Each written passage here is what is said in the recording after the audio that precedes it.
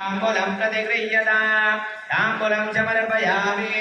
सुवर्णदक्षिणाम् ॐ हिरण्यगर्भः समर्थलाग्रे भूतस्य जातः पतिरेव आसीत् सदाधार पृथिवीं व्यामुदेमां कस्मै देवाय हविकाप्येम सुवर्णदक्षिणां समर्पयामि प्रार्थना।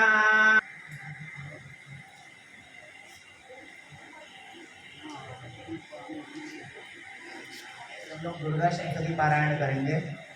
तो कोई बात नहीं करेंगे, कोई हल्ला नहीं करेंगे, चाहे तो ध्यान कर सकते हैं या शांति से बैठ कर सकते हैं।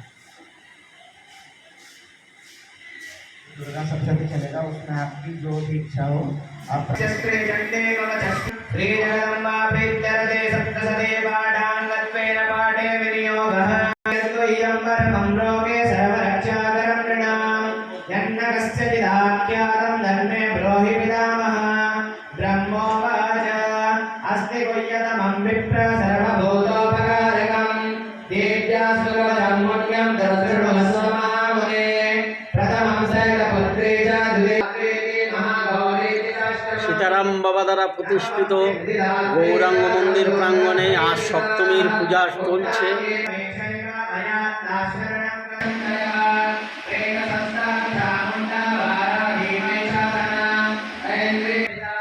गुरुदेव साधु श्री श्री काशीनाथ बाबा आगे देखलें सीताराम बाबा इन काशीनाथ बाबा अपनारा जानें।